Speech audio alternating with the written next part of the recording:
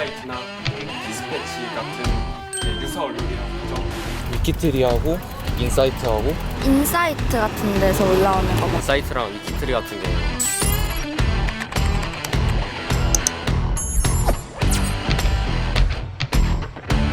대부분의 친구들이 그래도 본다 안 하고 하더라고요. 많이 보죠. 아, 이거 알죠. 인사이트 아주 재밌어요. 자극적이어서. 그냥 자극적이니까 특히는 누구 열애설 났다 그러면 열애설 보고 연예인 나오는 것도 있고 제목이 웃겨 보이는 것도 있고.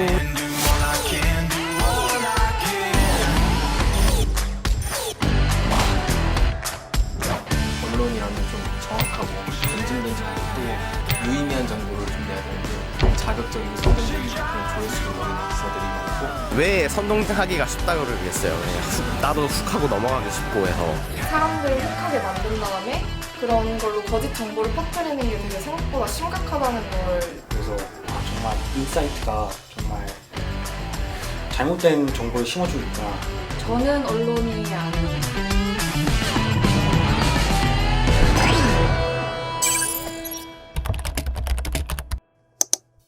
인사이트 같은 경우에는 전체 조회수가 600만이에요. 근데 KBS 같은 경우에는 페이스북 페이지 조회수가 62만밖에 안 돼요. 10배 이상의 조회수를 보유하고 있다는 거는 이런 옐로우 저널리즘이 문제가 되는 건 맞지만 사람들이 그거를 문제의식을 전혀 그런 걸 깨닫지 못하고 그거를 그냥 재미를 추구하기 위해서 좋아요를 일단 누르고 보는 거죠. 그런 언론들은 옛날부터 있었어요. 황색 언론이라고, 영어로는 옐로우 저널리즘이라고 하는데 재미가 없으면 기사가 아니다.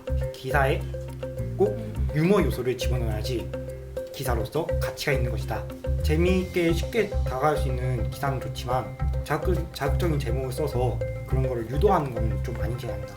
그다음에 내용 같은 경우에도 이걸 뉴스로 굳이 내야 되나 싶은 내용들도 다 뉴스로 내잖아요. 그리고 사실 광고성 기사들도 굉장히 중간에 많이 섞여 있고 그다음에 SNS 뺏기는 것도 많고 그런 게 다 그냥 전반적으로 문제인 것 같아요. 페이스북 페이지 뭐 유머나 이런 다루는 페이스북 페이지에서 다 하는 거잖아요. 근데 그것이 문제가 되는 것이 언론이라는 탈을 쓰고 막 누구누구 기자 이런 식으로 해서 정정성 있다는 척을 해서 큰 문제라고 생각을 합니다.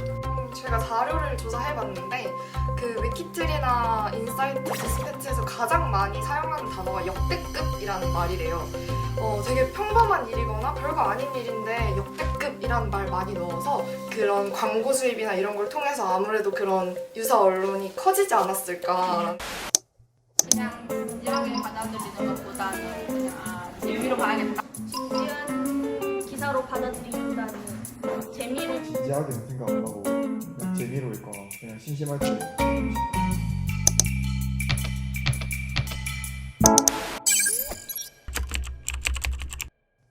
며칠 동안 조사를 하면서 한 가지 특징을 찾게 되었습니다. 바로 기생인데요. 이 기생충 할 때 기생입니다. 왜 기생이냐? 유사 언론의 기사를 보면 대부분이 그 첫 문단을 시작할 때 땡땡일, 땡땡일보는 이런 식으로 시작해서 자기들이 어디서 기사를 베꼈는지 아주 당당하게 밝히고 있어요. 그러니까 다른 매체에 빌붙어서 기사를 내는 언론이다 해서 저는 기생 언론이다 라는 명칭이 유사 언론보다 정확한 게 아닌가 생각합니다. 그 유사 언론끼리도 뺏기는 경향이 있어요. 호텔 델루나라고 요즘 딱 나온 드라마가 있잖아요. 근데 그게 딱 방영이 되고 다음 날에 디스패치, 위키트리, 인사이트의 세 가지의 유사 언론에서 똑같은 제목으로 기사가 나왔어요. 그 인사이트나 위키트리나 이런 우리가 소위 유사 언론이라고 부르는 게 언론의 기능 중에서 정보 전달이라는 기능 자체는 분명히 하고 있어요. 그런데 사실 언론의 기능이 정보 전달에만 있는 게 아니잖아요. 제가 예시를 드리면은 저희가 이제 한일 무역 갈등 이후에 국민들 여론조사를 했습니다. 근데 다른 언론사 서울경제나 머니투데이 같은 경우에는 일본에 호감난다 12%로 뚝 28년 만에 최저 반일 감정 확산 이런 것에 주목을 한 반면에 인사이트는 이런 기사의 제목을 뽑았습니다. 우리나라 국민 10명 중 1명은 일본을 여전히 사랑한다. 그러니까 설문조사에서 우리가 유의미하게 결과를 봐야 할 것은 반일 감정이 확산되고 일본의 호감도가 떨어졌다 이거를 봐야 되는데 인사이트는 제목을 좀 더 자극적으로 뽑아서 조회수를 높이기 위해서 아직 일본을 여전히 사랑하는 사람이 있다 여전히 이렇게 다운표를 쳐놨더라고요. 저도 덧붙여서 설명을 드리고 싶은데요.